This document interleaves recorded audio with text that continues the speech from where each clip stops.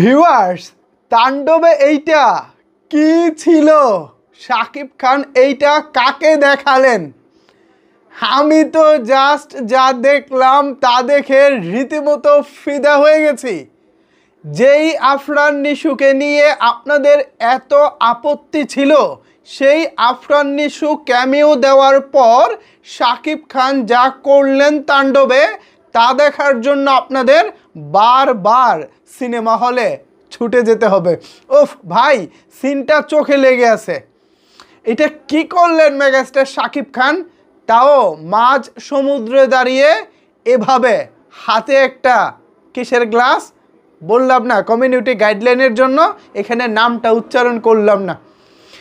এই সিনটা আসার পর মেগাস্টার শাকিব খানের সকল ভক্তরা যেভাবে সিনেমা হলে সিটি বাজিয়েছেন, উল্লাস করেছেন, হল থেকে বের হওয়ার পর যেভাবে তারা আনন্দ প্রকাশ করেছেন, তা দেখে আমার কাছে একটা কথাই বারবার মনে হচ্ছে, বিগত কয়েকদিন ধরে একটা মানুষের উপরে তাদের যে ক্ষোভটা ছিল, সেই ক্ষোভটা হয়তোবা তারা তাদের প্রিয় নায়ককে দিয়েই মিটাতে পেরেছেন, তাও সেটা এইভাবে।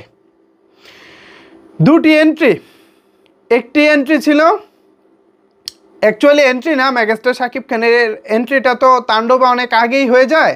জাস্ট দুটি গুরুত্বপূর্ণ সিনের কথা বলবো। একটি হচ্ছে আফরান নিশুর এন্ট্রি, আমার কাছে জোশ লেগেছে ভাই। এখানে আমি আফরান নিশুকে ব্যক্তি আফরান নিশুকে নিয়ে কথা বলতেছি না, জাস্ট তাণ্ডবে তিনি যে পার্টটুক অভিনয় করেছেন এটা নিয়ে কথা বলবো। সাকিবিয়ানরা কেউ রাগ করবেন না প্লিজ। আফরান নিশুর যেই এন্ট্রিটা ছিল, তার যে গেট আপটা ছিল, জাস্ট আমি কল্পনাও করতে পারি নাই তিনি এই গেট আপে আসবেন। ঠিক কোন গেট আপটা ছিল, এর জন্য অবশ্যই আপনাদেরকে হলে ছুটে যেতে হবে, তাণ্ডব দেখতে হবে। এরপর তিনি আসলেন, তিনি তার মতো করে যে অভিনয়টা করলেন এবং শাকিব খানকে যে থ্রেটটা দিলেন, হুমকিটা দিলেন, সেই হুমকি শেষে মাঝ সমুদ্রে দাঁড়িয়ে শাকিব খান শেষে যেভাবে এটা করলেন, আমি জাস্ট ভাই মানে অবাক হয়ে গেছি। রায়হান রাফি তিনি যে দর্শকদের সাথে কতটা মাইন্ড গেম খেলতে পারে, এটা তিনি ভালোভাবে দেখিয়ে দিয়েছেন। আরেকটা স্পেশাল ক্যারেক্টার আছে রে ভাই, যাকে নিয়ে আমরা আলোচনাই করি নাই। কে সে? আমি তাকে পরবর্তী ভিডিওতে ইন্ট্রোডিউস করিয়ে দিব, কারণ তার জন্য আলাদা একটা পর্ব আমার রাখা উচিত। ওফ, কে সেই মানুষটা একটু গেস করেন, একটু কমেন্টস করে জানান আমি কাকে নিয়ে পরবর্তী ভিডিওতে কথা বলবো।